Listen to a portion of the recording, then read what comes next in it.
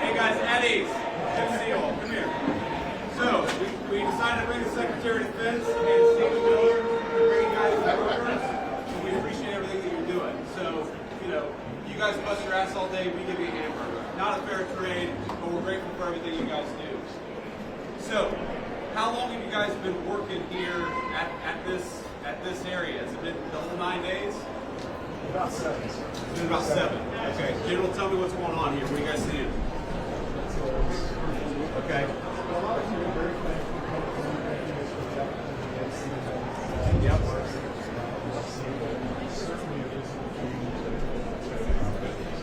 Good to hear. Well, a lot's changed in the past 7 days. It's actually kind of amazing. So you guys are doing a hell of a job. We're proud of you. We're grateful to you. And I just want to come by and say thanks and thank you.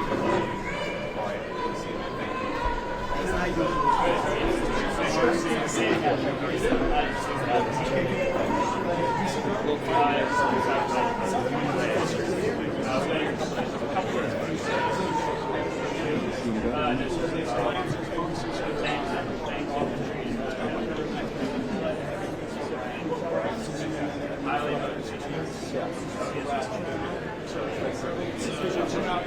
Maria, how we doing, man? Hey guys, take it easy. How y'all doing?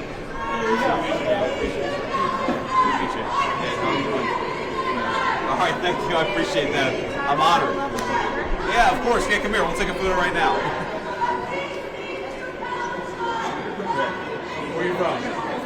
Oh, great. Okay, awesome. Take a photo here. And we'll make sure you get a copy. Yeah, we'll get a copy. Okay. All right, ready? 3, 2, 1. Got it. All right, awesome. Yeah, thank you guys. Appreciate you. Hey guys, how you doing? Good to see you all. How's it going over the hill? Good. Busy summer? Cold summer? Yeah. Super fun? Okay. Good. Okay. Well, we appreciate you guys. Thanks for all your help. Yeah, good to see you all. Hey guys, how we doing? Good. Good to see you guys. Thank you. Oh, I already said hello to you. Hey, guys, how you doing? Appreciate you. Thank you guys. Thank you. Yeah, so tell me, is it going a little better here? Have you seen any transformation in us? He's good.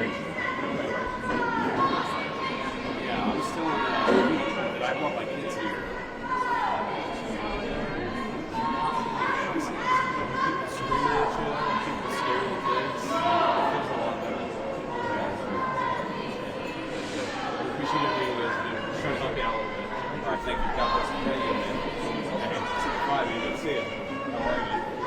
Good, good. Good to meet you. Thank you. Thank you. Specialist, good to see you, man. Thank you. Nice to meet you. Yeah, good to meet you. So where are y'all from? South Carolina. Okay, so pretty much everybody from South Carolina. Okay, Charleston, Columbia. Okay, good. We appreciate you guys helping us out. Thank you. It means a lot. Specialist, how you doing? Good to meet you. Thank you. Sir, how we doing? Great. How you doing? I'm doing good, man. I can't complain. This is a lot more fun than I do most days. All right, appreciate it. Good to see you, man. Thanks for all your help.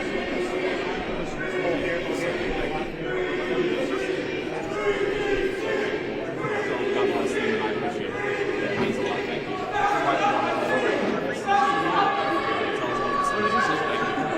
Sorry to make you. Nice to meet you. South Carolina. Good to meet you. Appreciate you doing. Thank you very much.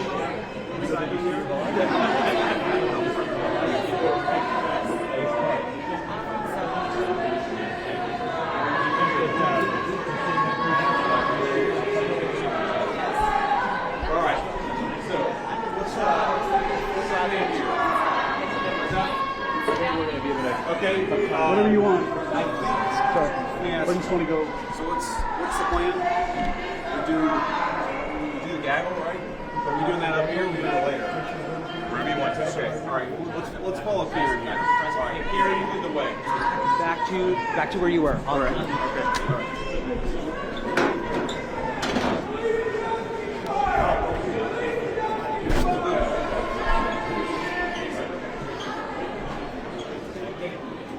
here? Photo right here? Is that what he said?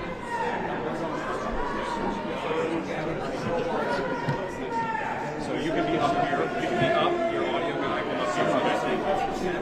Wait. Am I out of your shot? Okay. Camera, do you want to be up on here or do you want to be up? So, we have a few reporters here. So, look, guys, what we wanted to do here was a couple things. First of all, we want to come and say thank you to the National Guard's folks, to the cops, for actually keeping this place safe. If you look at what's happened in Washington, D.C. in just the past 9 days, we've seen a 35% reduction in violent crime. We've seen over a 50% reduction in robberies. We are seeing really substantial effects because these guys are busting their ass. So I wanted to come here, highlight what they're doing, say thank you in person, obviously pass out a few burgers, but most of all, just send a message to the American people. Look, we don't have to live like this. We do not have to allow our cities to be taken over by violence and by disorder and by chaos. You can actually do stuff. You can actually bring law and order to communities. You've just got to have the political willpower to do it. And I think you hear these guys outside here screaming at us. Of course, these are a bunch of crazy protesters. But I'll tell you, a couple of years ago when I brought my kids here, they were being screamed at by violent vagrants, and it was scaring the hell out of my kids. And one of the things that we've done already in Union Station in just 9 days is we've made it a place where people can walk around safely. They can bring their kids again. They can see this beautiful monument, the architecture. They can have a meal with their friends and their loved ones because, again, we brought some law and order back to Washington, D.C. So I want to thank Pete Hegseth and Stephen Miller. I want to thank all the people, the guardsmen here and the police officers who have worked very hard. And I know that we've traded now some violent, crazy people who are screaming at kids with a few crazy liberals who are screaming at the vice president, but I think that's a very worthwhile trade to make because we want our people to be able to enjoy our beautiful cities. And the last thing I'll say is to the American people, D.C. is already safer than it was 9 days ago, but we're going to make it safer still to come. This is your city.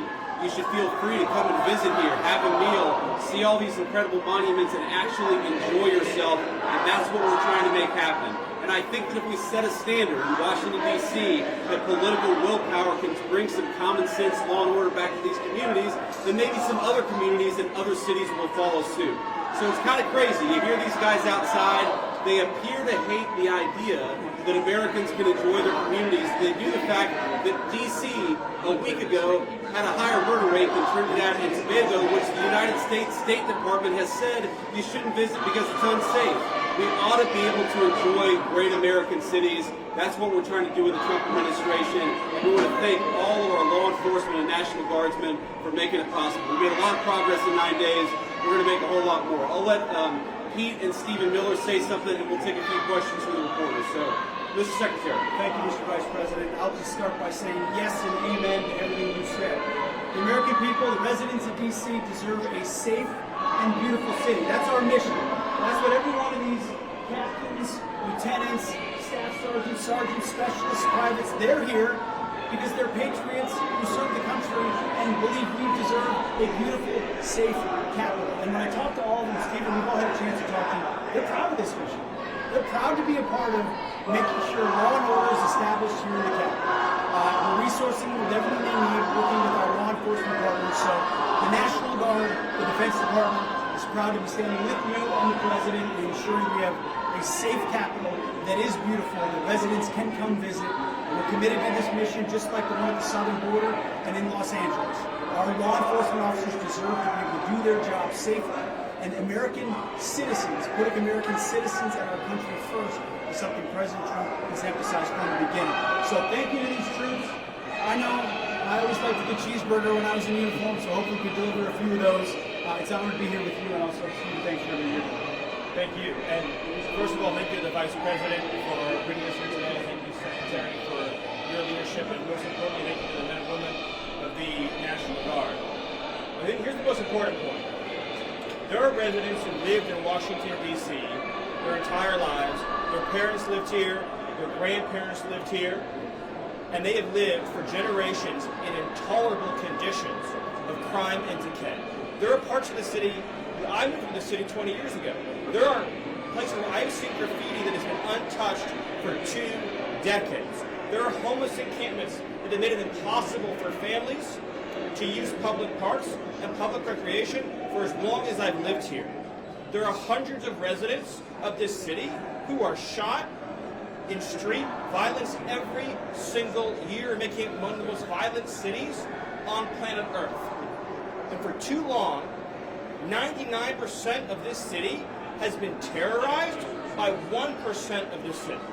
And the voices that you hear out there, those crazy communists, they have no roots, they have no connections to the city, they have no families they are raising in this city, they have no one that they are sending to school in this city, they have no jobs in this city, they have no connections to this community at all.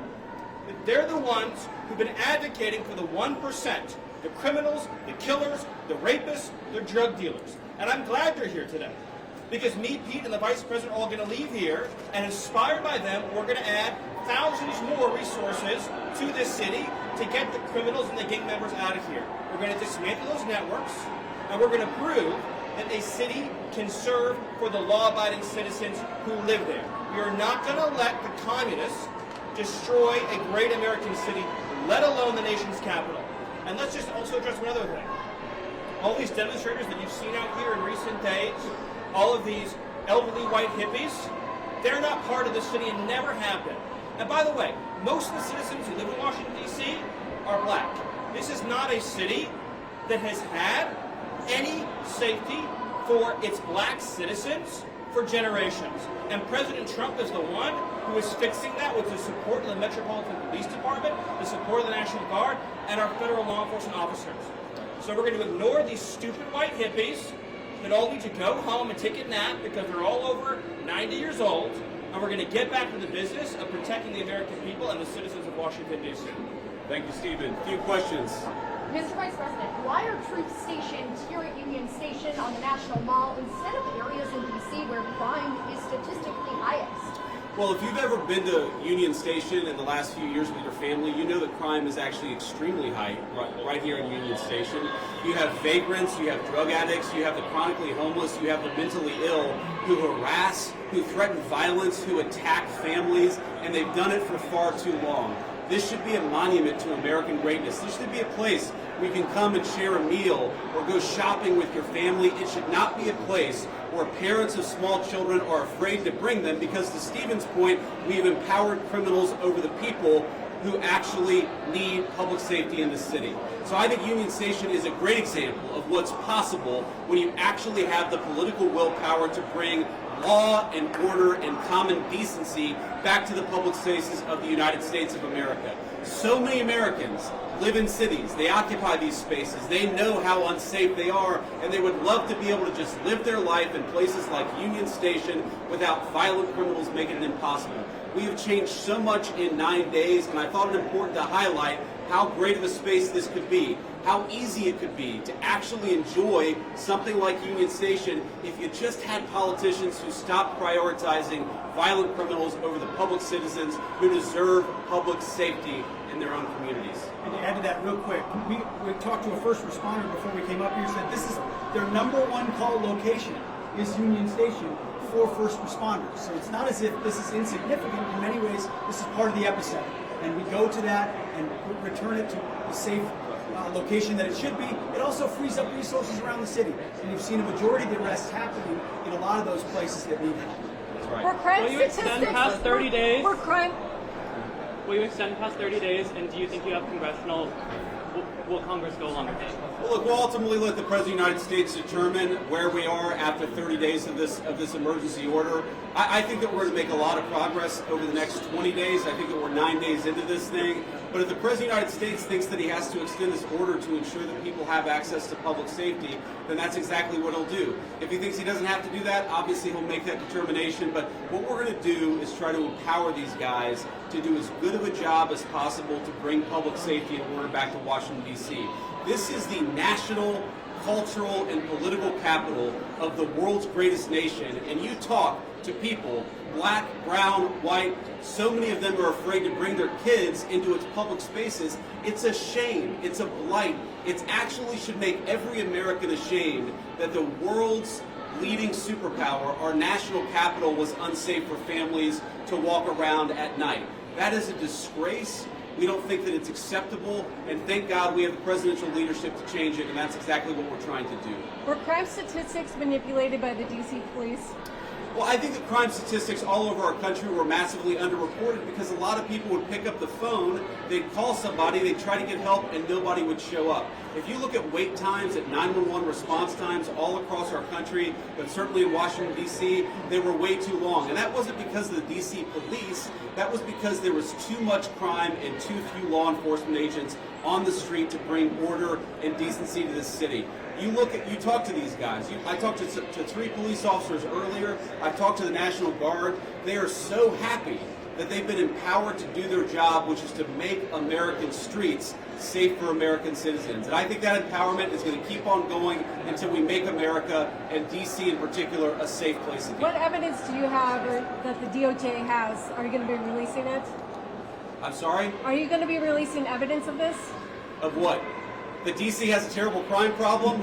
You just got to look around. Obviously, D.C. has a terrible crime problem. The Department of Justice statistics back it up. The FBI statistics back it up. Just talk to a resident of this city, this beautiful, great American city. Don't they deserve... we talk about human rights. We hear these people outside screaming, "Free D.C."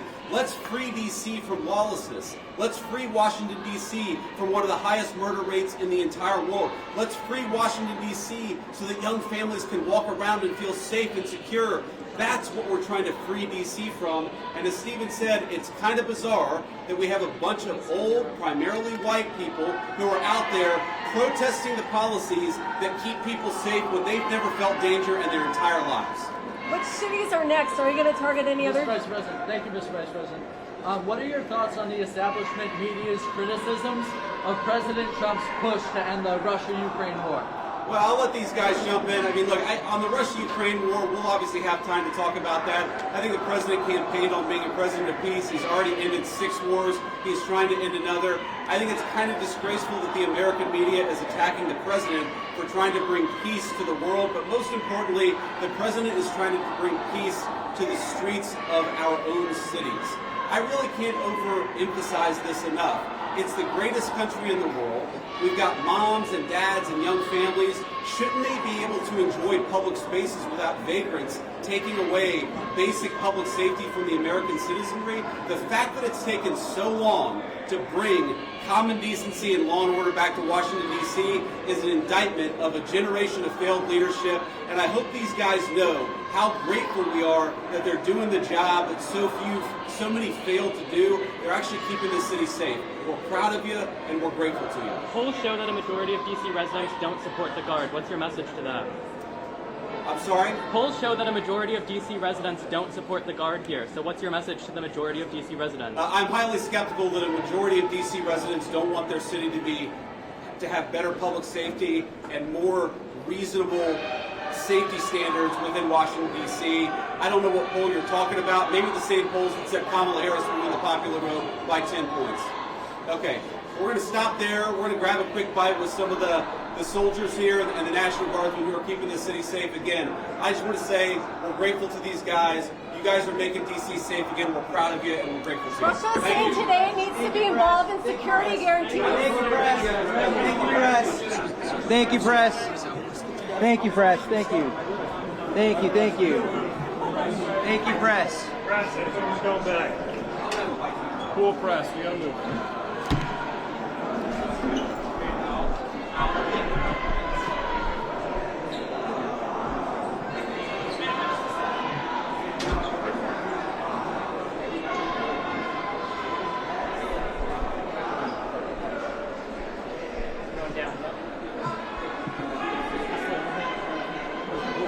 What's that?